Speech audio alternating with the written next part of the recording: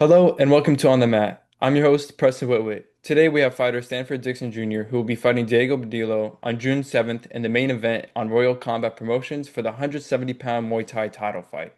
First off, I want to thank you for coming on today. How you doing? I'm blessed and highly favored, brother. Thank you for inviting me. No problem, man. All right, let's get right into it. So, when did you first pick up fighting? Was it something you started your whole life, or was it like you did it you started it late? So I think I saw my first Bruce Lee movie at the age of 5 or 6. Ever since then I kind of just been locked in. I am originally from Detroit, Michigan. Growing up, I played basketball mostly because that's what my cousins did, Hmm. so I do what my cousins are doing. But I've always had a love for martial arts. So I would like watch all the martial art movies and copy all the moves, as much as I could, to the point where once I got to high school, I really started training. I started off in Jeet Kune Do because again, love Bruce Lee. Hmm.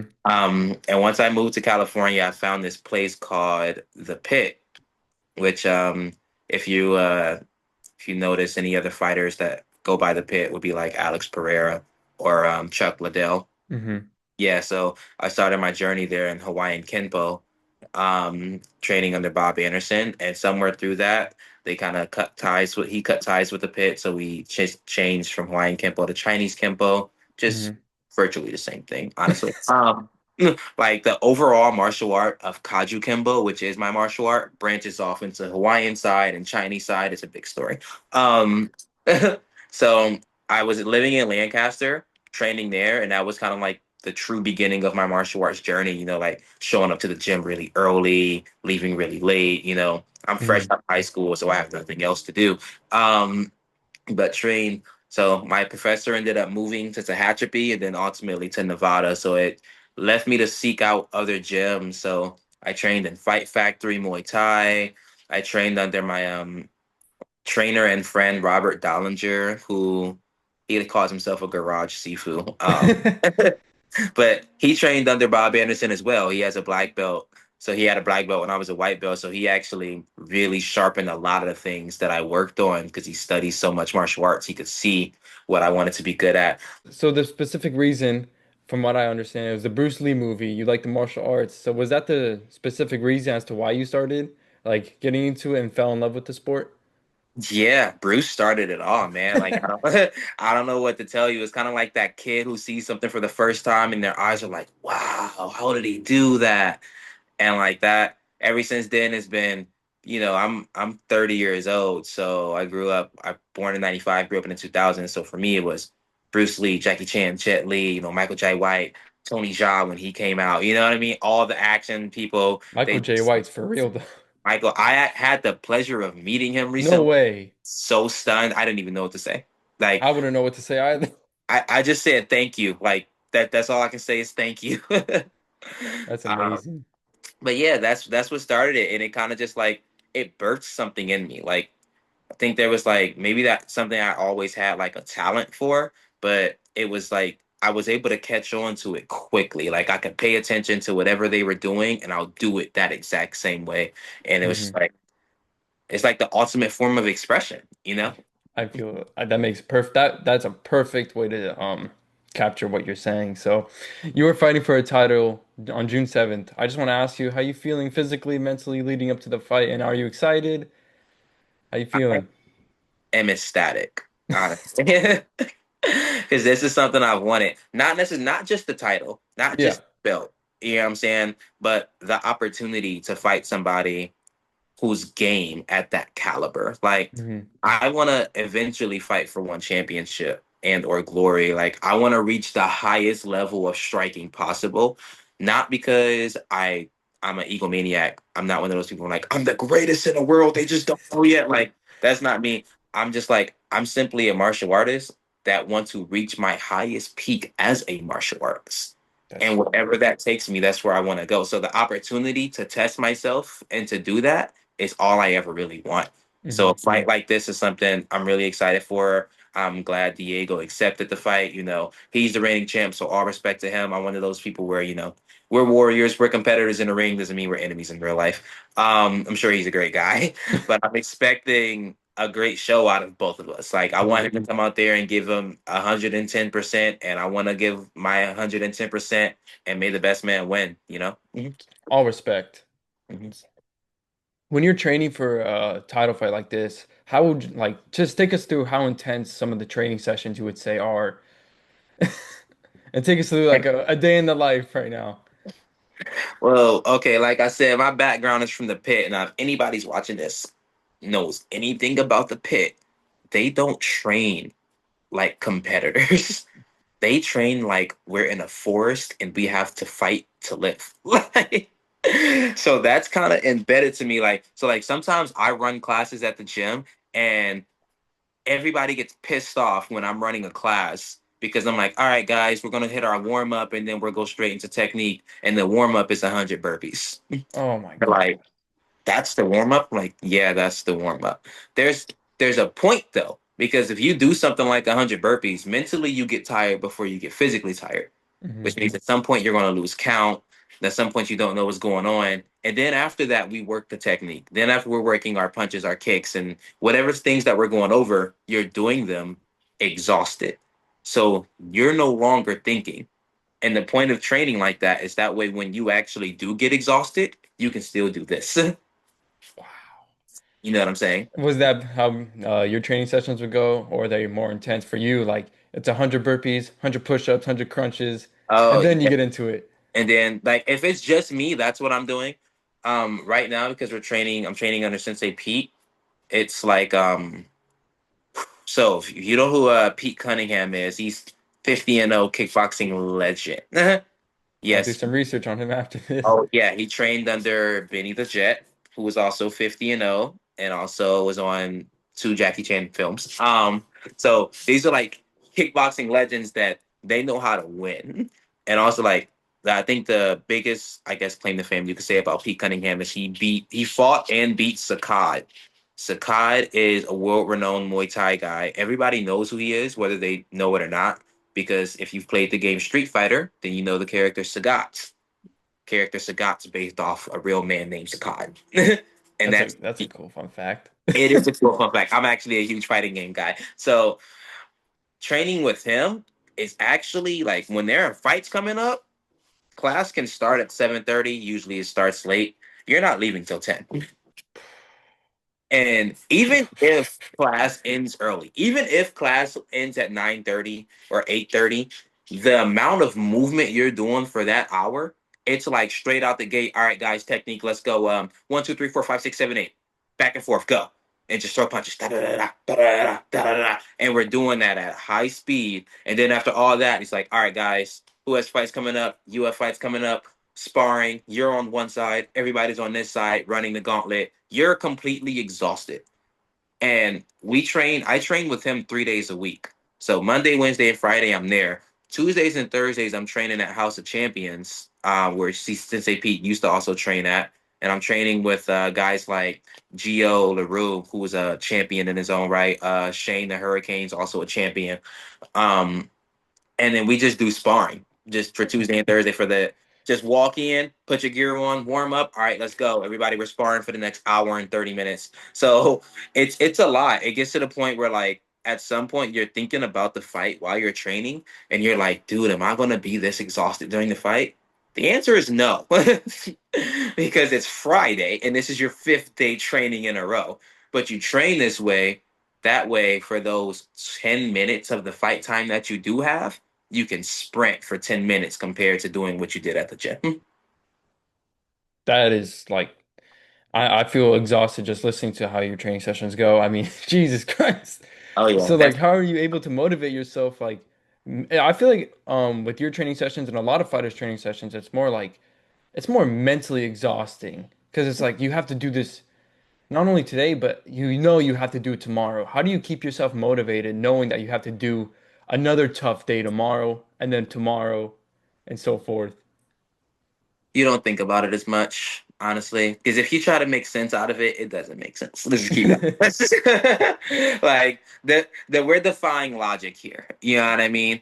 Like the law of insanity doesn't apply here because insanity states to get the same result, you're trying to do the same thing over and over again. But that doesn't work in martial arts because you'll get a better result from doing the same thing over and over again. So you have to plead insanity, really. I get that out of here. Um, you only have to focus on the day. You really have to be present. Like there's a lot of mentality that goes into martial arts. And being present is probably the most important things that I've learned, not only from martial arts, but also just from reading the Bible. Like, because I'm a Christian, I'm a spiritual person, I love Jesus. And Jesus is always talking about being present. And in martial arts, you have to be present. So if I'm training today, thinking about tomorrow, I'm gonna do terrible today. Because I'm Hmm. thinking like, man, I have to come back tomorrow. Forget about coming back tomorrow.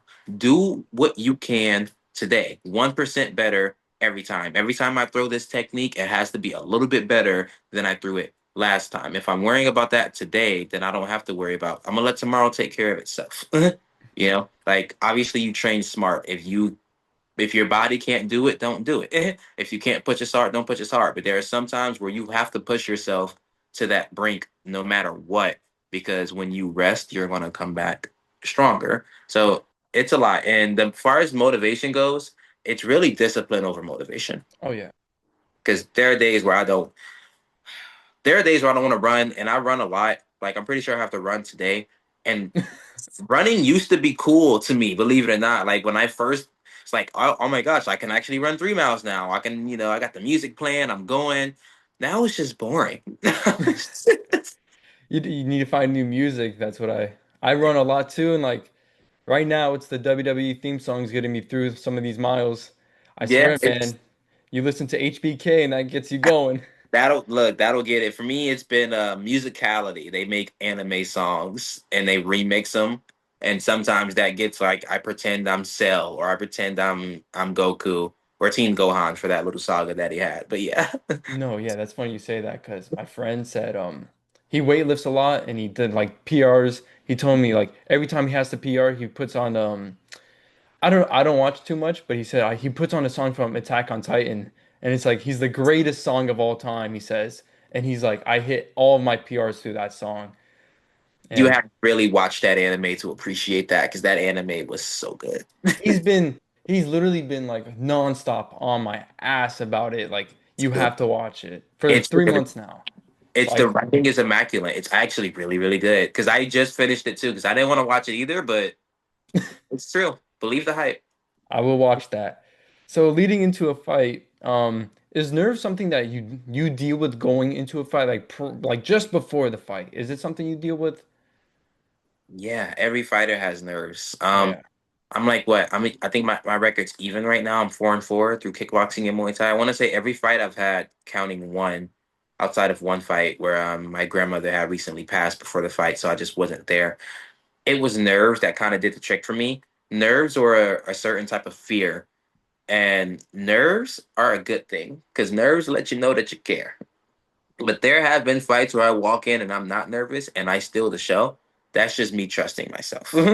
No, but so it's like it's a wave. It's a wave of things. Like fighters probably get nervous about things you wouldn't expect us to get nervous about. Like I'm never nervous about fighting because once I get in the ring, hey, it's just me and you. It's just my training versus your training, and I have full faith in my training. Hmm. I'm nervous about having to sell tickets. That makes sense. Yeah, I'm nervous. I'm nervous about weigh-ins or like not even weigh-ins or seeing the guy, but waiting to weigh in. Because Hmm. that's that day where we haven't eaten for 36 hours and I have to sit here and wait on you, wait on the people and do all this stuff. Like, get me weighed in so I can go eat, please. Like, or even fight day, waiting. Just waiting to fight, that's the most nerve-wracking thing because your mind will go through the worst things that can happen until you get there. Your adrenaline's doing this the entire time you're waiting. Like I fought at a tournament for Waco and oh gosh, like it was like we didn't know when we were going to fight at all. So like even the night before we were looking at schedules like do I fight tomorrow? If I fight tomorrow, I have to weigh in. If I have to weigh in, I can't eat tonight. So we're up at 10 o'clock looking at this schedule, trying Oh to my figure out. God. And then you get around all these fighters. And when you're a fighter around other fighters, you can't help but have fight energy. Mhm. It's kind of like automatic. It's almost like like anime in a way, like spiritual pressure. You walk in and you just see the other warriors, and you're just like, like you can be relaxed in it, but you still have that fight energy, and your adrenaline is just like, ooh, I can smell it in the air. We're going to throw down, and I really want to, and you can't, and you have to wait. That's the worst part. That makes perfect sense. I'm sorry to bring this up, but unfortunately, you suffered a loss a couple years ago in one of your fights. I want to know from your perspective, when you deal with a loss, does that add pressure going into the next fight, or is it like a distant memory? And how are you able to bounce back from it? It can be, but definitely can add pressure. For me, it's kind of a gold mine for me, believe it or not. Because when you're coming back from a loss, the way you can outperform that loss so well that people would be like, yo, who was that guy that fought before? You know what I mean? It's almost like you have a huge reward here and how you perform. For me, every loss I've taken, I've learned from it. My very first loss was by Royal Combat. I fought this guy, Giovanni Sanchez, and I didn't put my foot on the gas. I was so into the lights and I was just so happy to be there that I was like, holy crap, I'm fighting. It didn't click for me into the third round, you know? Um, I lost to a guy, I want to say later, 2 years after that, or a year after that. He's actually a good friend of mine. His name's Anthony Schleider. He is one of the best fighters I've actually ever fought. He fights for Waco. He travels the world and he fights. Recently had his pro debut actually for Muay Thai. He did really well. Um, I was really excited to fight this guy because his record's like 28-3 when I fought him. My record was like 3-1. And I learned a lot. Like from that loss. The weight cut really did me in because it was 165, and those last 5 pounds were terrible. But I learned just how quickly he adapted. I lost to him. I lost to another guy named Kaz. That's when my grandma passed away. I'm never going to take a victory away from someone. He beat me, but I definitely wasn't all the way there. One thing I can say about him though is his right hand, hardest right Deadly. dude. I've never gotten rocked or anything in a fight, and that right hand felt like stone. In my recent fight, I lost, and that was all mentality for me. I wasn't fighting for me. I was fighting not to lose, if that makes sense. That makes sense, yeah. You know what I mean? So when you're fighting not to lose, you're not going to win. Hmm. So each fight, each loss, I look back at my losses and I actually enjoy them because as a martial artist, you have to lose. Like, don't get me wrong, there are Mayweathers, you know what I'm saying? That's boxing. Yeah, it's boxing, but Mayweather lost in the Olympics. Oh yeah, it was 96 Olympics, I'm sure. Exactly. And I'm pretty sure if he would have won in the Olympics, he might not be the same Mayweather that we know today. So you absolutely have to lose. And then from the bigger scale, like the things that you learn from in your loss, we're amateurs right now. Once we go pro, that record's 0-0. You're undefeated. And exactly. So I could when I go pro, any amateur I fought can be like, I beat him in amateur. I'm like, great, come up here. Won't matter now. Because now this is when it matters. That makes perfect sense. How is fighting in your life actually like helped you not only in martial arts but like in your life as well? Like how do you feel like it has in a way changed you? Well, I feel like martial arts always kind of been a part of me, Hmm. but fighting has made me much more of a go-getter. It's like I feel like I'm a late bloomer because I've been training for like 10 or so years. And, sometimes you kind of like lollygag in and out of the gym. And when people see the talent and you're like, hey, when are you gonna fight? When are you gonna fight? And ultimately it's that fear. You're like, I don't know if I'm ready when really, hey man, just go. Like it's almost like jumping in the pool. Like I know the water's gonna suck, but once you get in, you're fine. I feel like fighting has definitely made me put my best foot forward. It's made me more confident. It's made me believe in myself more, like have more faith. Because I feel like I've always been one of those people where people can see the talent and see the potential, but none of that matters if you can't see it in yourself. You know, like I not to get like too deep or whatever, but like I said, I love Jesus. I talk to God often, and I once had a conversation with God and God offended me, which is not something you hear often. Um, but he once, like, I kid you not, God was like, Stanford, you need more faith. And I was like, I'm Mr. Faith. I'm the person that people come to for prayer. What do you mean I need more faith? And God was like, Stanford, you have faith that I am who I say I am and that I'm going to do what I said I'm going to do for other people, but you don't have that faith for you. and That is fight. beautiful. Fighting change that day, that conversation is what led me to have my first fight. And I was like, wow, you're right. Okay, you said I could do this, so I'm gonna go do it. hmm And that led me to the being as confident as I am today. So, from what I'm getting from you, so far in this amazing convos, you are a person like very religious, deep with faith. So Mhm. you view every day as a blessing, right? Absolutely. I would guess so. Yeah. And I feel like with that mentality, that is actually what helps you stay disciplined to be the person you are today. And what you just said was absolutely like it was beautiful. Almost made me forget what I was gonna say next. But is there a certain fighter that you model your style after, or is it the Bruce Lees of the world, the martial artists like that? A couple, yeah. So there's a lot of influence. There's some Bruce. And if I'm a fighter and if I'm influenced by Bruce Lee, then automatically I also have to be influenced by Muhammad Ali because Bruce Lee studied Muhammad Ali for his footwork and his boxing. Um, I studied a lot of Pete Cunningham before I even got the chance to train with them because we have very similar fight styles. And if you want to study people like Pete Cunningham, you have to go back even further and study people like Bill Wallace, who also went 50-0 in kickboxing. Called Bill Superfoot Wallace. He only had one leg. Like his right leg, he couldn't kick with. His left leg, a monster. He fought like Mayweather, like that side stance, except he was a kickboxer and he could spell his name with his foot on your forehead. He was insane. That's unreal. Yeah, yeah. That's just when it comes to kickboxing. I have because there's so many different styles, there's so many different fighters to look at. For boxing, Tommy Hearns, love Tommy Hearns and Ali as well. Mayweather as well for his defense, his in and out pressure. For Muay Thai, Sanchai, Tawan Chai.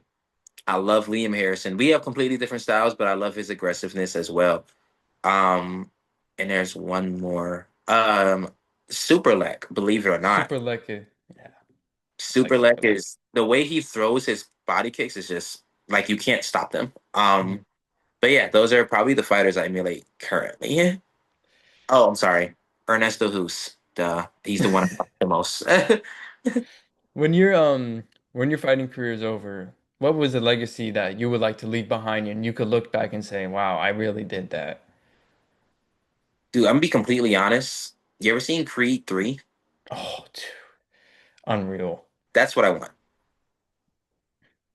I want that big house, wife, kid, or kids, train, and I'm still making money through fighting and doing the thing that I love. I'm at the gym, I'm teaching other people. I want that type of legacy where like people can look at me and be like, yo, he really did that. Like there was nobody that was doing it like him. And I want to be able to use that and give back Mhm. like to kids who grew up in Detroit like I did. Inner city Detroit, you don't have these opportunities. You know what I'm saying? Like that's why I'm staying where I'm at in California. Like I'm really just a kid from Detroit who's training with somebody I used to watch on YouTube. And I've met other people like Michael Jai White, Cynthia Rothrock. I've met people that my dad used to watch growing up, so I'm like, I want to bring those opportunities when I'm done, when it's all said and done. I want to be so well off that I could truly actually help people and leave a footprint in the right direction for people to follow. And the right direction isn't necessarily negated by me. It's just, sorry, my friend's cat's in the way. No, you're Um, good. is more so to just put that confidence in the people. Whatever passion and talent you have, bro, go do it. Like if I can do it, you can do it. There's nothing stopping you from doing this and be dope at it. Love people, love God, and do your thing. That's great. Lastly, where can people watch your fight That's it. and when is it? June 7th, Royal Combat in Long Beach. I don't know if they have streaming available, but you could follow me at Stan the Black Dragon on Instagram. I'm not often on there just for business purposes. You guys can reach out to me through via email or DMs, and I can forward you guys a ticket if you're in the city. If it's online, I will find out and post that information for you guys. Well, I would like to say it was a pleasure having you on today, man. I want to thank you for taking time out of your day to help me. For On the Mats, I'm Preston Whitwit.